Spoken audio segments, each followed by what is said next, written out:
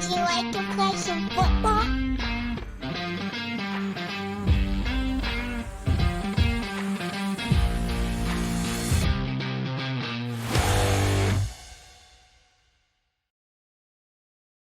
And welcome to another edition of Gridiron and the Gospel of Faith in College Football podcast. This is the College Football Playoff Championship Preview edition or episode. I'm George Schroeder, joined by Todd Unzicker, Jonathan Howe. You can tell that we're jumping around here. Brad Edwards and Dean Insarai, who is, if you're watching us on YouTube, Dean is in darkness down there in Florida. But it's a joyful and very excited darkness. Yeah, not in darkness turning my football team. So that's exactly right. So of all of us, everybody's kind of got somebody they like to follow, I guess. I'm the guy it doesn't matter. They're never in the playoff chase. Baylor, cough, cough. But of all of us, Dean has a team in the game, Miami, and has been following them all over the place. So I'm not, it would be real interesting to see what your take is versus what our takes are on how this game's going to go. But you're going to be there and you can file an in-person report for us maybe. Yeah, and I believe it was this podcast where all the hosts picked against Miami recently in games. So just know that the team saw it and they responded. That's bulletin board material. Are you keeping receipts? Like putting it on the wall. You know how much college football is just special to all of us. And one of the reasons why is things like, George, you told the story of, your dad and Arkansas and coming through that. My family's had tickets to Miami football since 1956. My boys are fourth generation season ticket holders. My grandpa's first ever game was a 6-6 tie versus Georgia. And I said, you went back? Sounds miserable. But it's been such a huge part of our family. And my grandpa took my dad took me, and now I take my boys. So it's been a really fun run. This last few weeks. All right. Well, let's go. And you are going to be there, and you're scheduled to be in attendance Monday night when they play down in Hard Rock Stadium, a place you've gone for a lot of home games. Here's my first question for everybody before we get into the actual game itself. Will it be a home game for Miami, or will it look like the Hoosiers have invaded and it's that Peach Bowl was South? It was all Indiana, so. Yeah, Dean, what do you think? Well, there's been a lot of controversy just among fans not being able to get tickets or season ticket holders. They'd had police outside the ticket office today because they released a few more. I was told by the guy who oversees tickets for Miami that I've gotten to know that each team got allotted 20,000 tickets and the rest are basically up for grabs. What does it say, Dean? It can be anybody. About just 60? In an online world now, where it used to be when we play Oklahoma or Nebraska in the 80s in the Orange Bowl, we play the Big 8 champ every year. There was obviously the internet didn't exist. So Miami would just go buy all the tickets at the ticket office or you'd mail away for it. You had a month's notice that you're going to go. But now people can buy it from anywhere. So I don't know. I outside of Miami not having to travel, get on a plane, I don't know how much of a home advantage is going to be in the stadium. 20,000 seats taken, 20,000 by each team, and the capacity is 65,000. So, where do the other, the corporations have them, things like that. The secondary market obviously has them.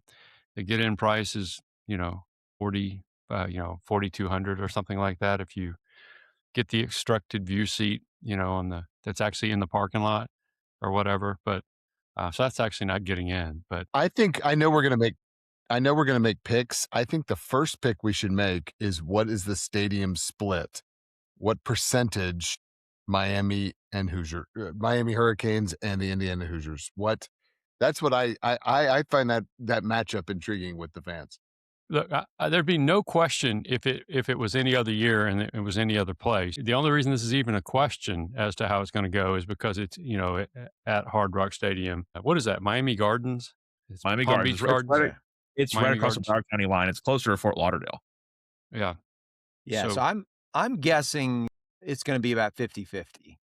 And if it was being played anywhere else, I would say it'll be like 80-20 Indiana fans. But being in that stadium, I think, is the only thing that gives Miami a position to not be at a crowd disadvantage. But Dean, correct me if I'm wrong, but I've always been under the impression that the community supports the Canes when they're good, right? Like they'll go out but the majority of the people who come to Miami home games are not Miami grads. And mine's a private school. Yeah, and that, obviously that makes sense. It's not a huge enrollment. It's not, it's not like Ohio State, Texas, whatever. You got people all over the country who went there. And I think when push comes to shove and ticket prices get as high as they are, there's a combination of, okay, you know what, I like Miami, but I'm not that dedicated that I'm going to pay that much to get in. Whereas you've got Indiana fans who they're realistic. Like, this could be a once in a lifetime thing to play in a national championship game in football. They obviously embrace the opportunity to be at the Rose Bowl, to be at whatever game that was in Atlanta. And now there's we call it the Peach Bowl.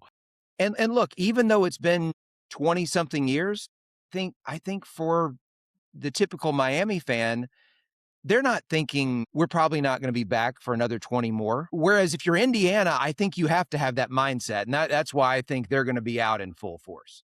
Yeah. See, Miami is like, the best way to compare Miami is to USC. When USC's good, you got Snoop on the sidelines. It's an event. When they're not good, there's 10 people at the Coliseum. Yeah. So Miami is not a sports town. Miami's an event town. So when the Canes are good, and not just good, but have to be playing in a big game at night, all three criteria, good, big game, and at night, it's an event and people come out. But people love the Canes down there. But in terms of actually going to the game, it's never been, it's a part of South Florida culture when the team is winning. Same thing with Miami Heat, same thing. It's the same thing with all the teams down there.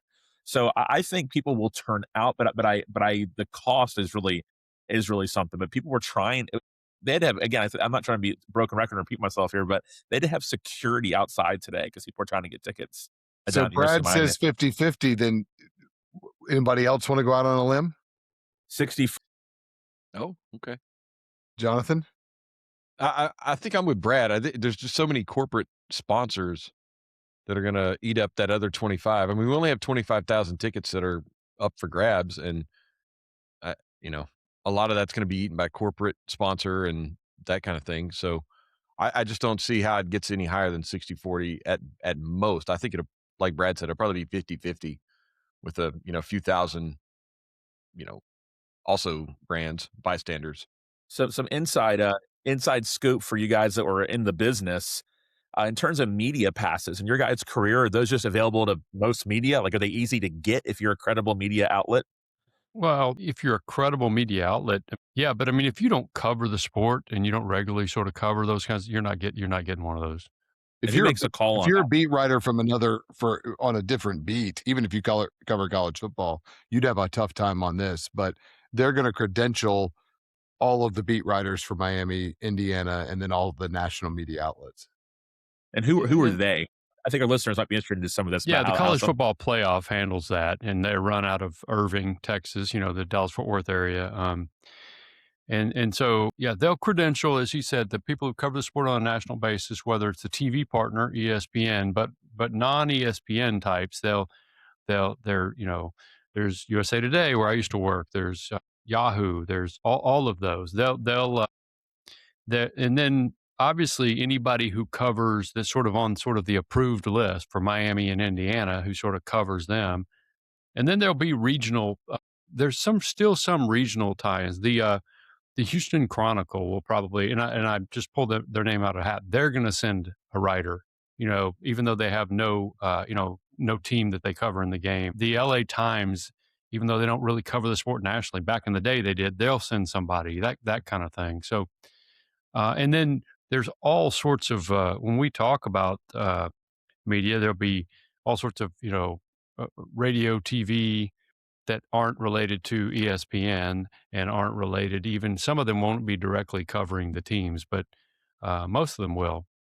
So I don't know. It'll be a large presence, but it isn't like the Super Bowl. It's not that kind of media pressure and media presence. So, all right. So let's talk about, all right, other than Dean being super excited that the Canes are playing for first time in 23 years, I guess, 23, 24 years, 2002. So was it the 2003 game? I was there. 23 years ago. It was the night before I got married. married. Other than that, Yeah. Here, let me tell you what my favorite storyline. It's not just the sort of greatest story in college football history, the turnaround by Curt Cignetti to get the Hoosiers from the worst team in college football, the losingest team in college football, to the national title game in 2 years and be in the playoff the year before. My favorite storyline is sort of the Mendoza goes home storyline, and then the part where his dad played high school football with Mario and with one of the Miami assistants. I love that storyline. What's interesting about that storyline is this: when Mendoza was thinking about leaving Cal last year, he visited Georgia, and I think they decided they liked Gunnar Stockton, and obviously I think they did. And he visited Miami and ended up in Indiana. Now, I don't know if what happened with him happens if he's at either of those schools. Not that he's not a really good player; it's just different circumstances and everything else. But it's just it's not ironic. It's just an interesting thing that Mendoza gets to go home, and he could have almost played for that hometown team, which those guys didn't want him out of high school, right? Not many did. So credit to Cal. That's my favorite storyline. Is there any storyline that you guys, kind of a side storyline, that you guys are really excited about? I'm on the Indiana as the greatest turnaround, maybe greatest story in college football history. That started hitting me about 3 weeks ago, and each week that is crescendoing to where I'm ready just to declare that this is the most incredible thing I've ever seen in college football. Indiana in the national championship, and not just in the national championship. They have 2 losses in the last 2 seasons. And, what Cignetti has done is even, yes, he's reliant on the transfer portal. There's the debate. Do the portal? Do you not do it? How much do you do it?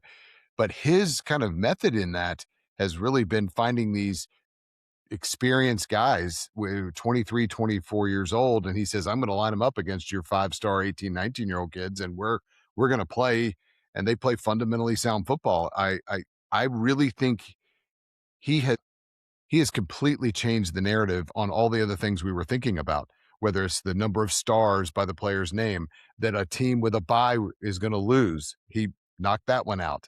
He just seems to be chipping away at all of these things. And I just think the story of Indiana, it's amazing to me that after 20 years and people wanting to see the Canes back, they're back after 20 years, and that's the secondary story in this. That to me is intriguing. Yeah, a few for me. Corey Heatherman, the Miami defensive coordinator, coach for Cignetti at James Madison. So that's kind of a kind of fun little storyline. And I think another one is just the journey of Carson Beck. That he was kind of became a villain somehow, like in college football. Miami fans joke that Carson Beck is the only quarterback to ever get NIL money in college football history. It's all anyone ever talks about. Like when people talk about other quarterbacks, they don't go the $4 million. Duke's quarterback's making $4 million NIL, and no one ever talks about that. But Beck gets a hard time for it. It's really strange to me.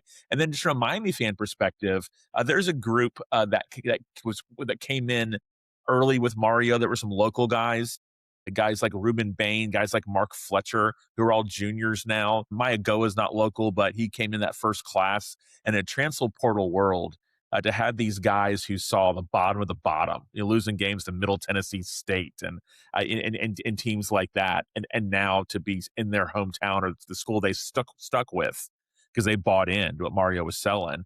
And now they get a chance to play for a national championship. Is for Miami fans, it's kind of a cool story. I don't know, Dean, or if you guys saw that the Georgia writers were all over this, and the Georgia fans. There was a narrative that also started that somehow Beck faced all this adversity at Georgia and had such problems at Georgia.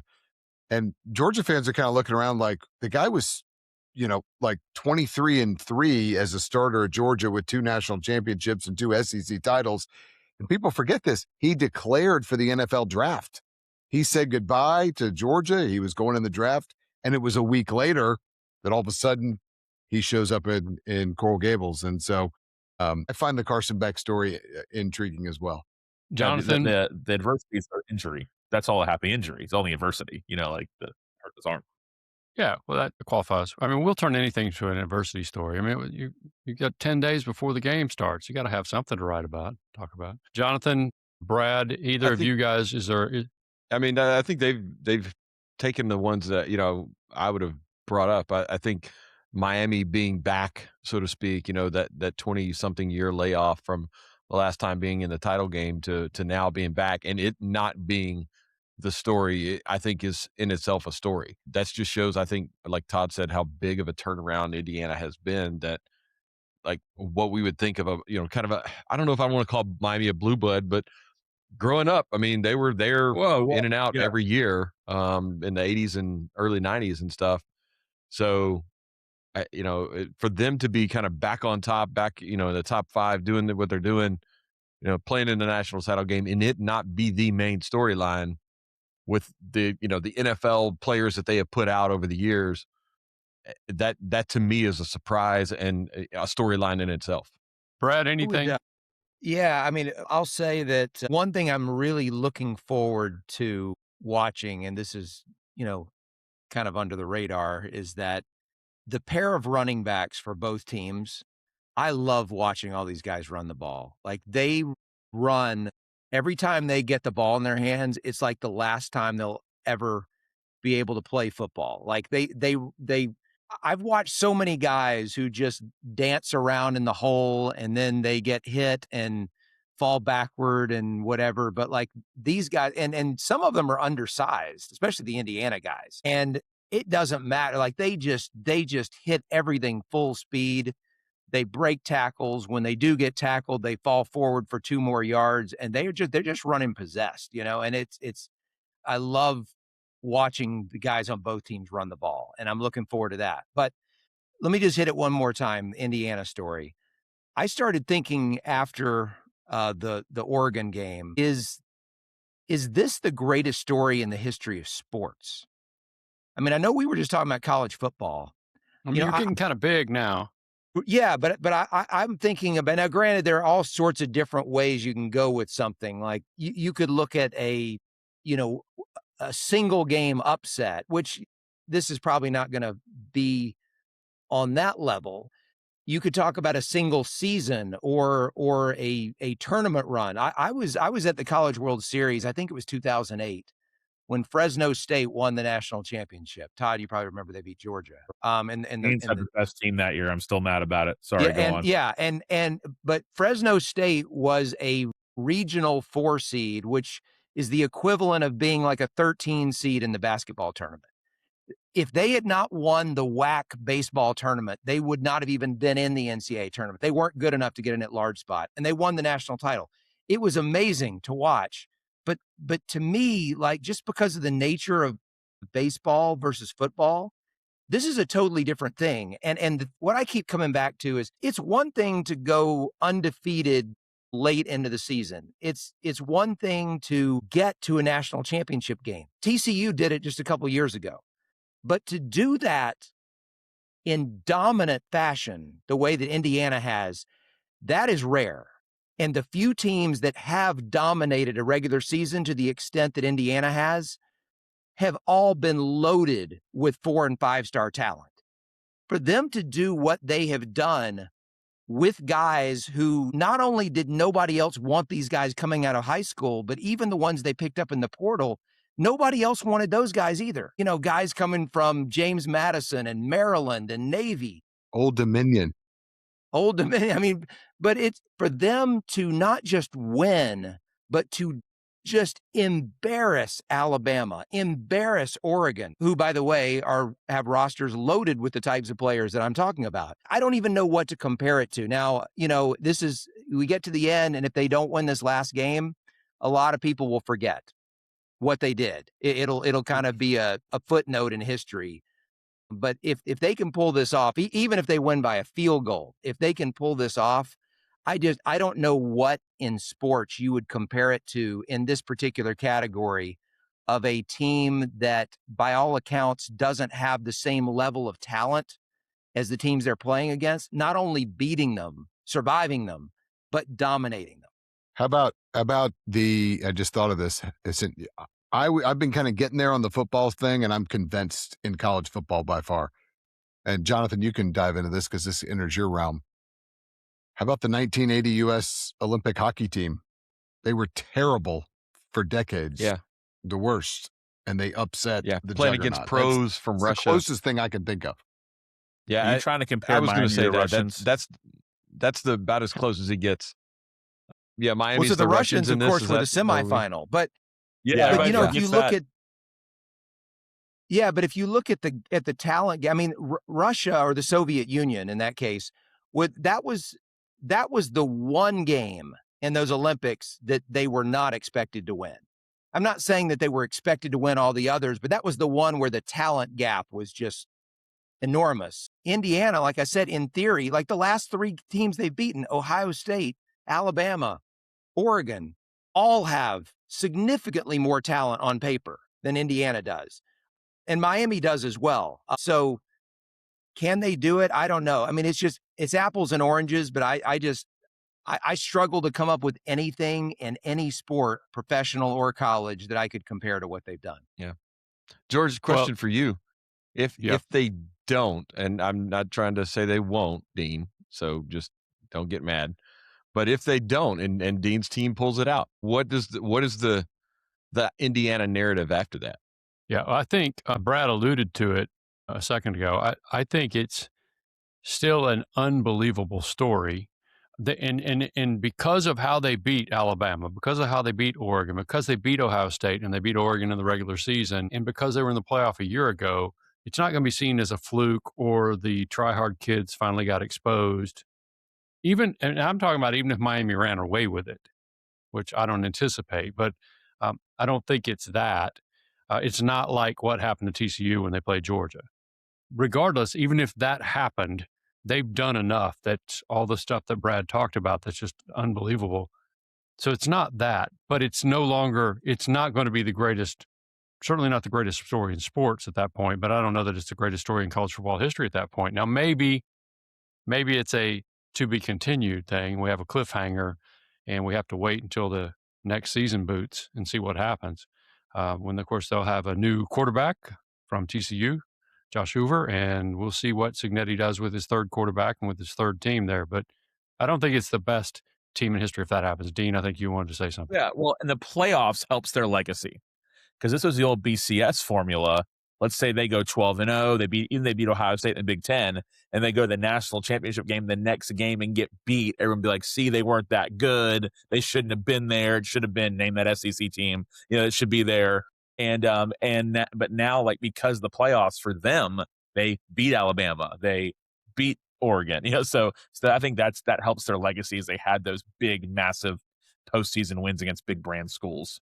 Isn't it funny that we're talking about a national championship game with the 10 seed against the 1 seed, and our whole discussion is what an incredible story it is if the 1 seed wins? Yeah. Now, let me say this. I don't think any of us, and probably including Dean, but I'll let you pull the words, that I'm sticking in your mouth back out of your mouth if you want. I don't think any of us is sort of thinking they're some sort of plucky underdog story. I mean, they're a machine. Yeah, and they're number one for a reason. Yeah, I mean, but it's not just that they earned it in the regular season. They did, but they're pretty clearly, maybe more than pretty, they're clearly the best team that we've seen all year. That doesn't mean they can't get beat, won't get beat, but it's not a plucky underdog story. It's just still the greatest story of all time. It's still astonishing to think about. I guess I'm finally getting there, but it's still astonishing. So yeah, I think it's the build that's the story of the last 2 years of Cignetti coming into the historically worst program, arguably in the history of college football. I think statistically it might be. There's some data out there that the all-time They worst. were whenever you got there. Yeah, and then and then takes them to a playoff the first year, second year. My boys and I were at the Ohio State game last year, and they lost in Columbus. They were 11-0 in that game, and then lost Notre Dame, of course. But so I think it's more that whole. So last I saw, they were 7.5 favorites. Is that still? Heard it's up to about right? 8.5 now. 8. And not just that, Dean.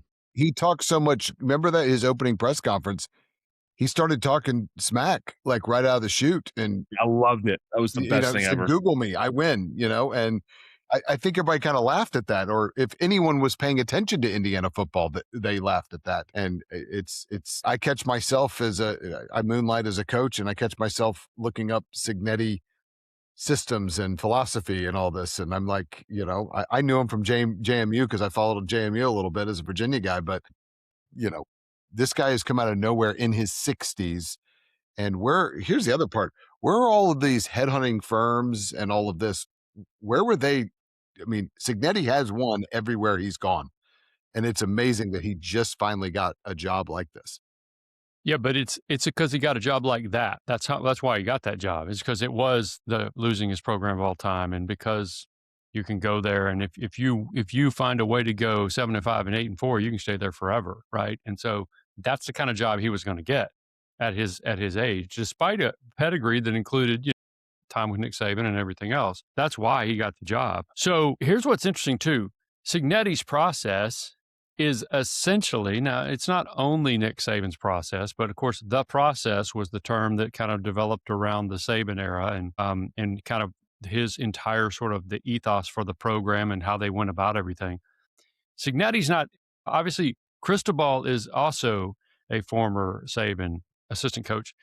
And I can promise you this, Cignetti's not the only guy who's trying to run from the same playbook. And by playbook, I mean this. I haven't obviously visited Cristobal at Miami, but I visited him with him when he was at Oregon. I was still, covering the sport at USA Today. And he literally on his desk had a 3-ring binder that was, I guess it was on the conference room table, that was, 4 inches thick or something like that. And I said, and I joked, I said, "Is that the process?" And he looked at me funny. He goes, "Yes, that is the process." And he wasn't joking. And basically, he flipped it open and you looked at it a little bit. And it's just, it's everything all year long, every day, what you do every day, all year long. Well, they're running similar playbooks. I'm sure they've each brought their own flavor to it. But when you listen to Cignetti, there's nobody he sounds more like just in terms of what he's saying, probably than Nick. He just says it a little bit differently, but I don't know. So, all right. So we need to talk also about just the game. Go ahead. How he's locked in on the sidelines, George. I mean, his mannerisms, his whole ethos, demeanor on the sidelines. I mean, it's Saban-esque. I mean, there's no other way to say it. I mean, that's who he reminds everybody of. Can we get him a T-shirt to go underneath that? He rocks a quarter zip with no undershirt. Like that's no a bold T-shirt. move right there. Major flex. Savage. That's next level. I think about Indiana football, what they've been through. I mean, they're supposed to be the big brother in the state, and Purdue's whipped them forever. They Terry Hefner, right, was their head coach, and I believe he got sick while he was during his actual tenure, right? Is when he fell sick. They had Cam Cameron was there. It's like the names, Corso coach there. Yeah, the names across. Yeah, but my uncle Bobby and Sarah, I think go by Bobby back then, played at Indiana in the 40s. So I always kind of just would root for them for Uncle. Didn't follow them because it was Indiana and no one cared back then. But always kind of rooted for him for Uncle Bob, kind of thing. And it's just crazy to see. Dean, how old are you? You have an uncle who played football in the 40s. How old are you? Yeah, so it's my dad's uncle. It's my dad's uncle, but yeah, my grandpa's brother. Great uncle. Yeah, great uncle. Still call him Uncle Bob. I didn't call him Great Uncle Bob. I call him Uncle Bob. So if things don't go well for the Canes, you can just look at your boys and say, good for Uncle Bob. Yeah, Uncle Bob. Oh, it's going to be a long drive back. My son, my middle one, calls it the drive of shame. After we lose a game, I have to drive back to Tallahassee. It's rough. So I have to tell you guys this, and if and when he listens, I'm going to get a text message from him. But as you guys know, our older son, George, is a hard-bitten Ducks fan, right? We went to a game, saw him play USC in November, and so I know better than to text him when things aren't going well at a game, right? And so I just, we texted the next day a little bit, but then I saw he posted something on his social media, and it just said, "I'm dead inside." That's how he feels. And hey, son, I'm not laughing at you. I'm laughing with you because it's been long enough you can laugh, right? Right? You know what? It was my team the week before that Indiana did the same thing to, and I got to say, I would much rather lose like that than lose the way that Ole Miss lost to Miami. That's right. Like I would rather have already checked out at halftime than to think that I've got it and then it just gets yanked out from under me at the very end. And that's the thing about brutal. this game. That's the thing about this game is the game can get away from Miami. The way Indiana plays, I don't think it can get away from Indiana. So I think Miami has to make sure that they do not do they don't lose composure, that they don't let it get away from them, because then they're toast. And by that, Dean, do you mean that Indiana is capable of slowing down or taking away Miami's run game. And in Miami's 2 losses, they had major turnover issues. And penalties, not penalties. Yeah, right. Yeah. And so it is one of those where I would think, well, first of all, Indiana they don't make mistakes. So you figure you can go ahead and take that off the table, the possibility of Indiana turning the ball over 3 times. Yeah. It's not going to happen. But Miami could. They've done it before.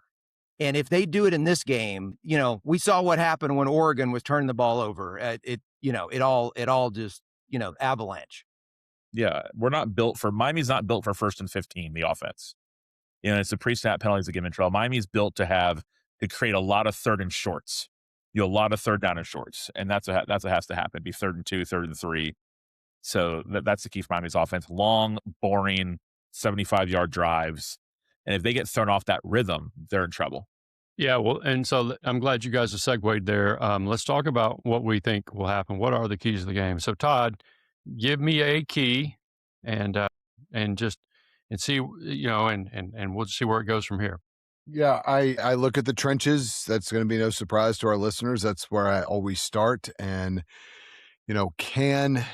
I was really looking at this because I think Indiana looks like such a juggernaut. So I was like, what does Miami need to do? Dean touched on it.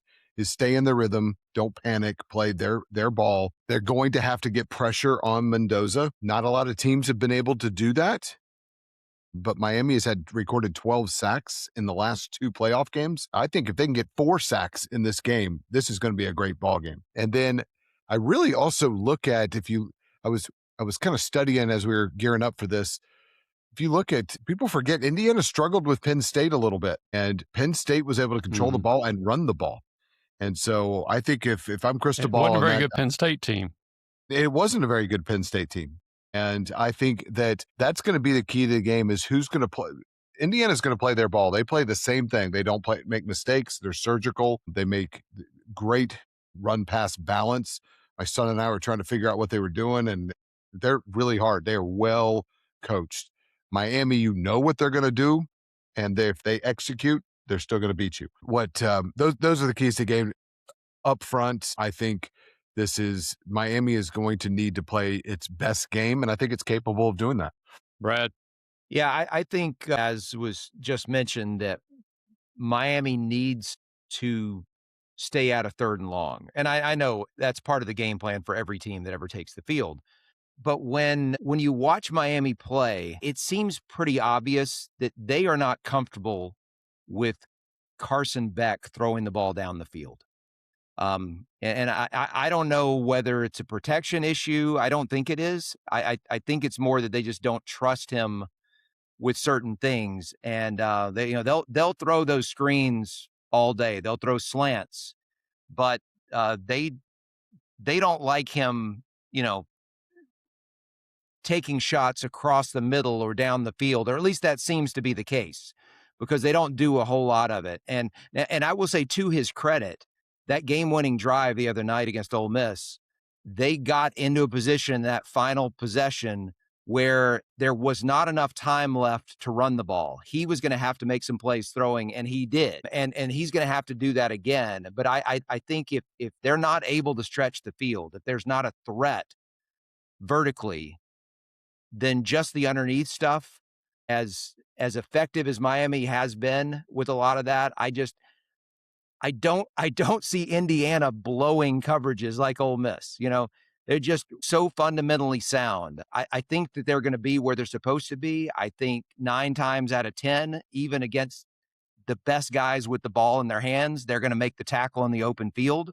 That's just what Indiana seems to be as a team. And so I just think Miami has to stay ahead of schedule. They've got to be able to run the ball effectively and not come up with situations where Carson Beck is going to have to make big plays. If he needs to make little plays to move the chains, that's one thing. He can do that. But if you're counting on him to hit big plays in the passing game in order to win, I don't think that's the formula for Miami.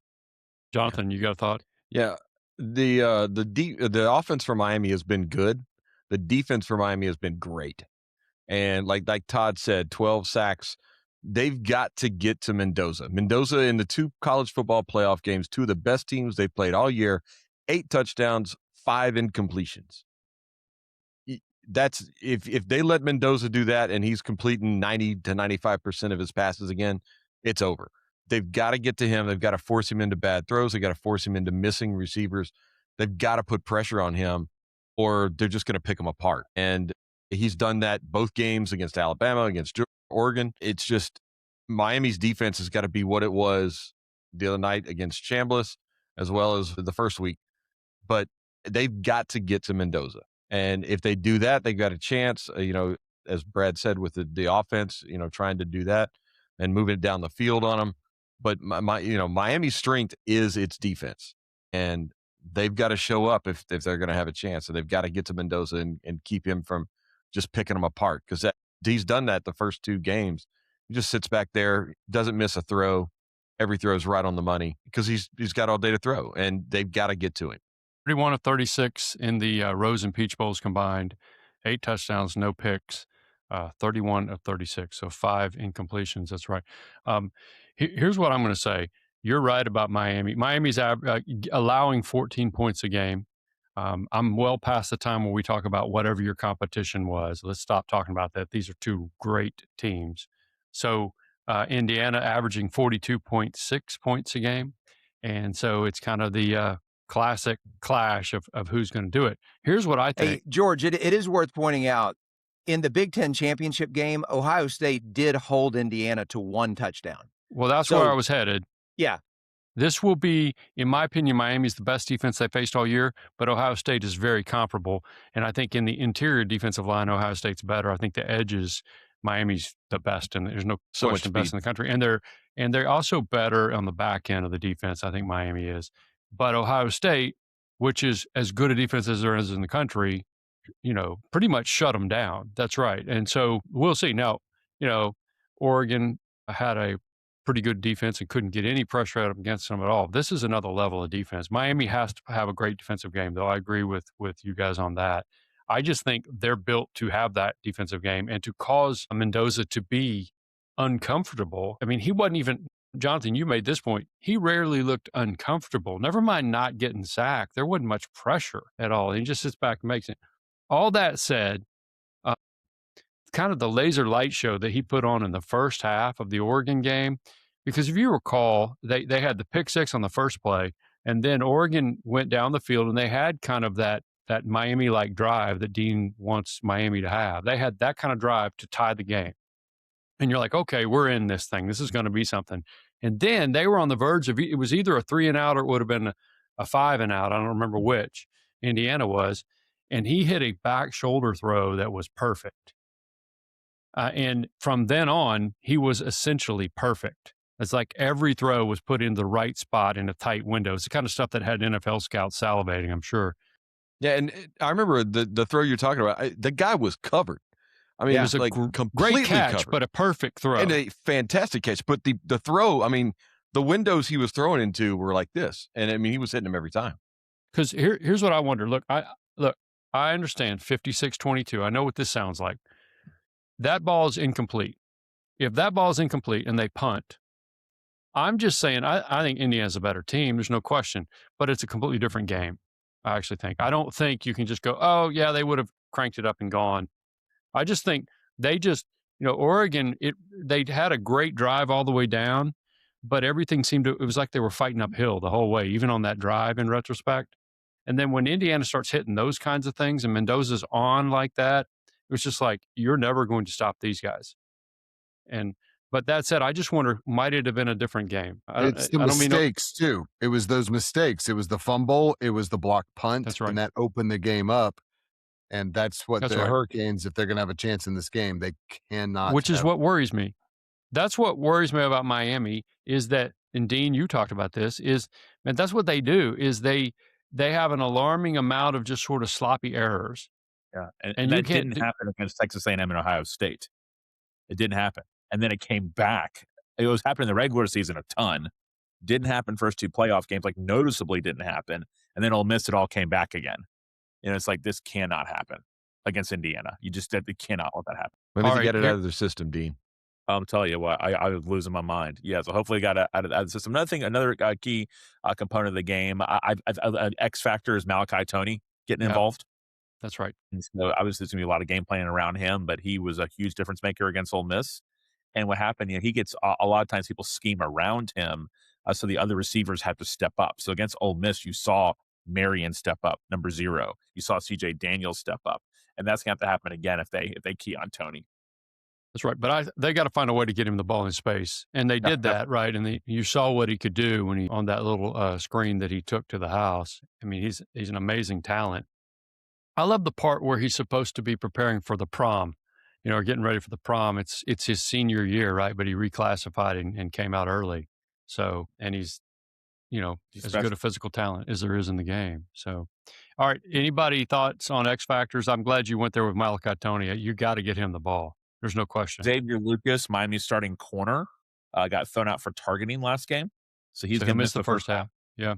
And then Miami's other starting corner has been out for about 4 weeks. It's a Brown, so that's a little interesting. No, Miami had to put in their 6th corner after an injuries in the game against Ole Miss, and they tried to pick on him right away.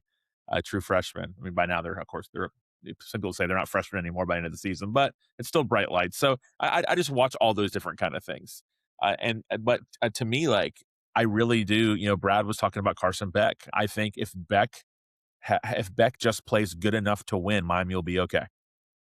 Like no mistakes, no, don't lose your mind, no Louisville game repeat, no SMU repeat. Then I think Miami will be okay. I know you take a look at these games in an analytical fashion, and I know you do too, Brad. But what do you two guys think? What's the? I don't know if it's an X factor, but what's the thing that we're not thinking about? Well, look, I mean, whenever you're talking about a big game like this, special teams always come up. And with Miami, you kind of have both sides, right? With Tony as a returner, every punt by Indiana has the potential to be a huge play. What's a punt? Indiana wants to know. Yeah, well, But yeah. that's right. So that's the one solution.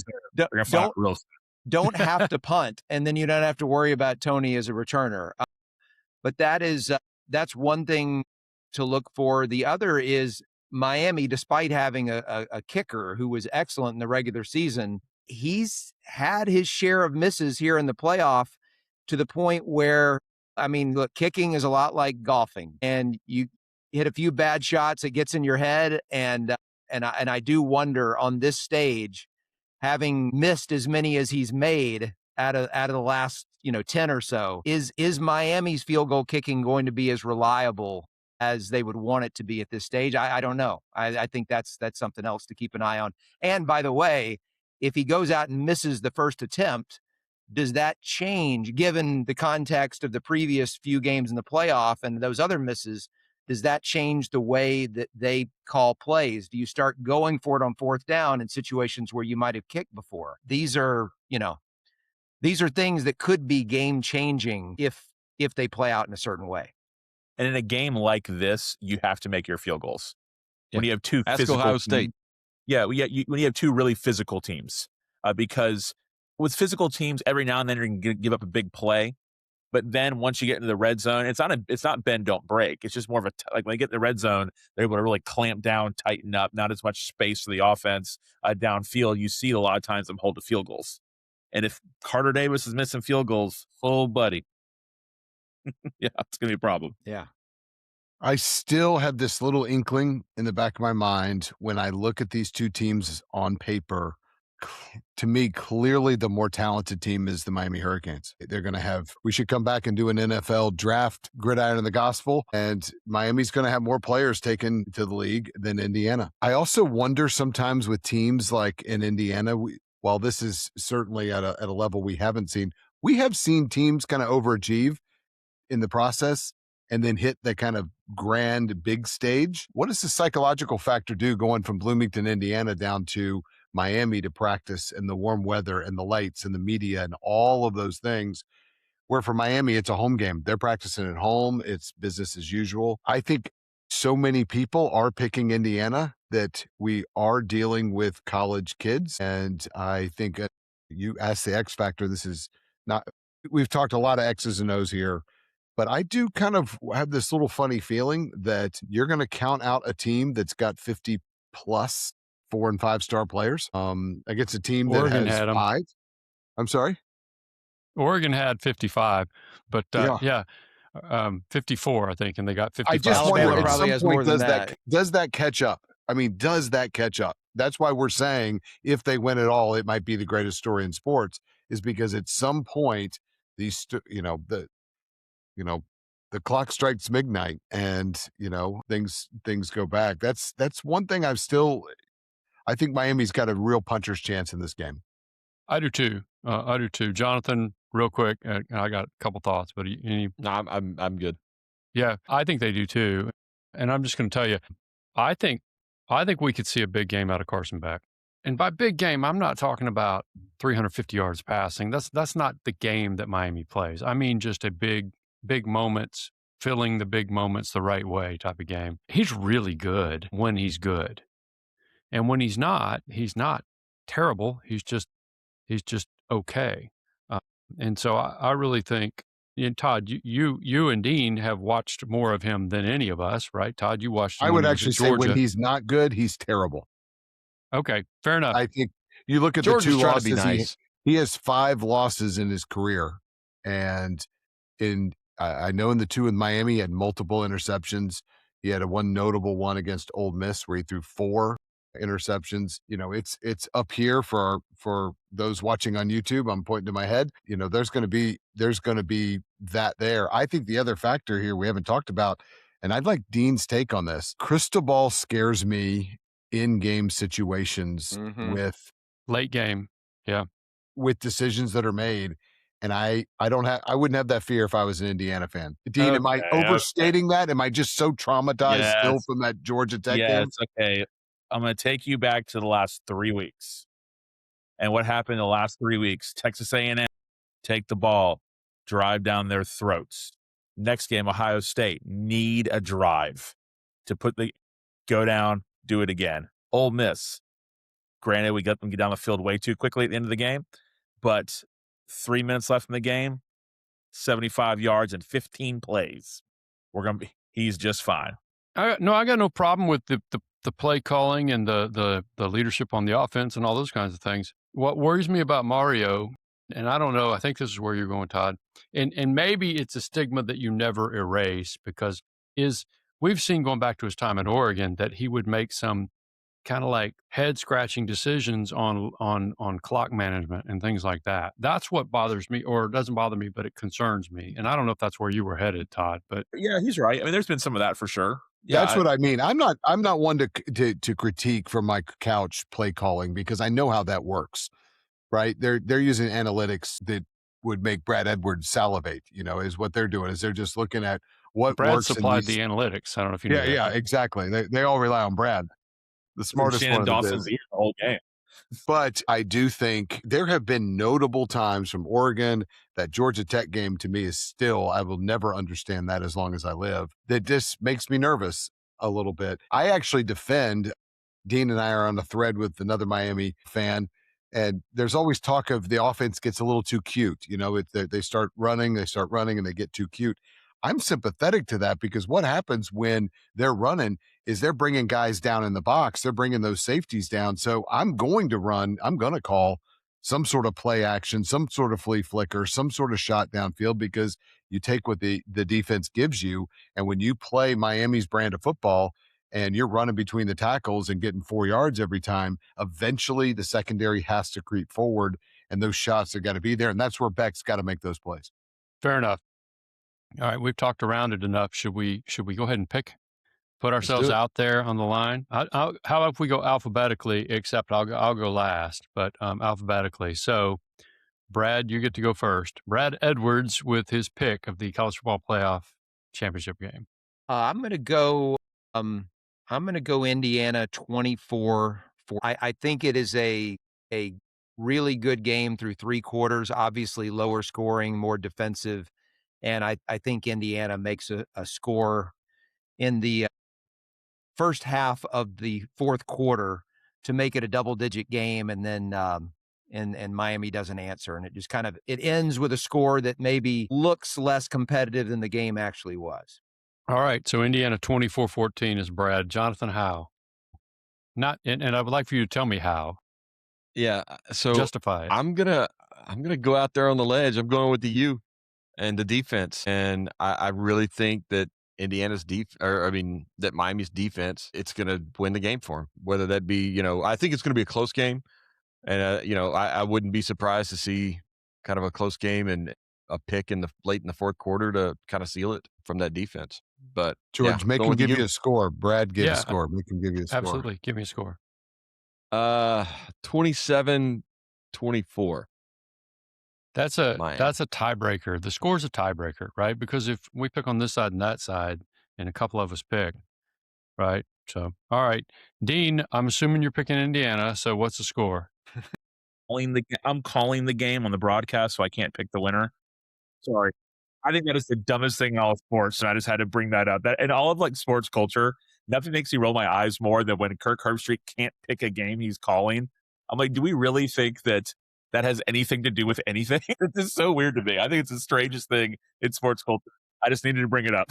So I just wanted to throw that out there. I roll my eyes every single time that happens. I've heard It's Dean like- say that every week. I've known him for the last 15 years in college It's football so season. dumb. I can't pick the Penn State Michigan winner because I'm calling the games. Like, what's that to do with anything? All right, so Miami 20, Indiana. They've never seen a pass rush like this, and they've never seen a running back like this. And it's going to come down to what Brad said. It's going to come down to Carter Davis making field goals because they're going to stop us when we get inside the red zone around there, make us kick a couple field goals, and he's going to deliver at home and make them. All right, Todd, what's your pick? Well, not many people know this, but I have been on a Miami Hurricanes fandom for the last decade. Ever since Yes, you have. Mark Richt went there, I jumped on with Dean, That's and, right. and he has schooled me in all the things. So I really, I love South Florida. I love the Canes as a guy. I mean, growing up in the 80s, they were awesome. I really want to take them. Football wisdom says to take them. But I gotta tell you, this Indiana Hoosier team, I like complete teams, and I like coaches that have a legit system, that play sound football on both sides of the ball. Mendoza, we glossed over this. He has 8 touchdowns and 5 incompletions. I mean, y'all, that is unheard of. And so I hate to say it as a guy that's been rooting for the Canes now for a decade, but I've got to say 24-20. I'm going to take the Indiana Hoosiers in what will cap off the greatest story in college football, maybe all of sports. All right, you went with the not so fast, my friend. You sort definitely of. not so fast, my friend. And also the greatest story in the history of sports is when the Ducks beat the Hawks and Mighty Ducks won. That's the greatest moment ever in sports history. Just so everybody knows. Todd glossed over it. It was like the main point that I made 20 minutes ago. He wasn't paying attention when you were talking. Wanting so more. Apparently Wanting not. more. No. All right. I guess it's my turn to pick. So, look, I love the Indiana story. I think they're a machine. I'm convinced they're all that and more. They're really, really good. And I don't care what their stars were, their recruiting stars were. Those guys can play. They probably have the number 1 pick in the draft at quarterback, just by nature of the way drafts work. And I think he's going to be a really good NFL quarterback. I just think Miami's going to win it. And I think I'm a little surprised that anybody other than Dean is out there with me, because most people think Indiana's going to win. There's a reason why the odds makers have like a touchdown favorite spread going here. I just think Miami's going to win it. I don't think it's because they're playing at home. I think it's because if they can avoid mistakes, and I'm not talking about the kinds of things that Indiana will do to you. I'm talking about the self-inflicted wounds. If you can avoid those, we talked about Oregon. If Oregon's not down to their 4th or 5th string running back and the guy doesn't bump into Dante Moore while he's trying to throw the ball, there's one fumble that doesn't happen, right? If you can avoid those things and the false starts, then this is going to be a fist fight. And if it's a fist fight, then I start to look at that Miami defense and I think we might finally see somebody really cause trouble for Mendoza, keep him from being able to to just sort of operate back there with impunity. So I'm going to take Miami, and I'm going to go 21-20. 21-20. I'm not going to give you the in-game scenario. I'm just going to go 21-20. And so as I look back, we have 2 people picking Indiana and 3 picking Miami, although we knew where Dean was going before we got on the pod. So it'll be interesting to see where it And goes I just from looked here. at that. I just looked at that line. Indiana opened as a 7, and it's already at 8.5.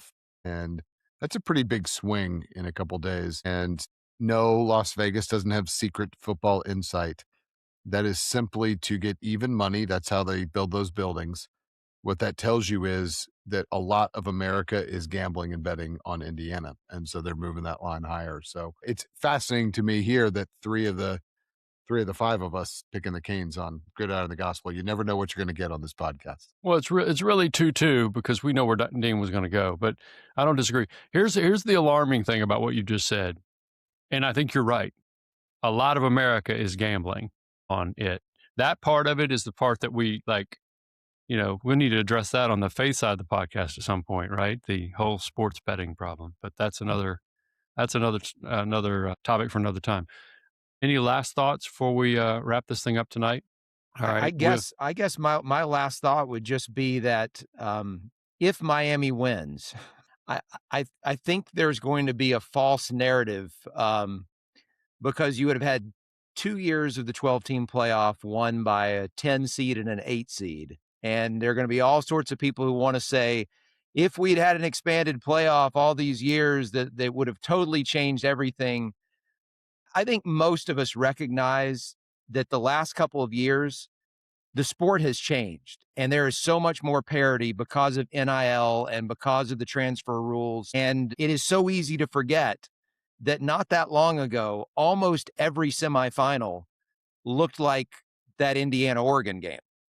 It was rare to have a competitive semifinal. Now, there were a couple seasons, that 2014, 2017, where I think you could make a good case that someone that didn't make the 4-team playoff would have had as good of a chance to win it as the 4 that were in it. But those were the exception to the rule. And so, look, I as much as everyone wants to say, all right, we're going to have a Cinderella because we have an expanded playoff, Miami was at one point in the season ranked number 2. Ohio State last year, I believe, was ranked number 1 for a while before they lost a couple of games. And I said this before the 12-team playoff ever began, and I stick with it now.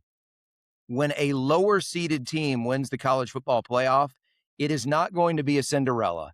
It's going to be a team with a ton of talent that underachieved in the regular season, lost a couple of games they shouldn't have lost, and then gets it together at the end and, given the second chance, makes the run. And if Miami wins, that's what we will see. It will not be we suddenly have this, Cinderella type sport, Cinderella friendly sport because we expanded the playoff.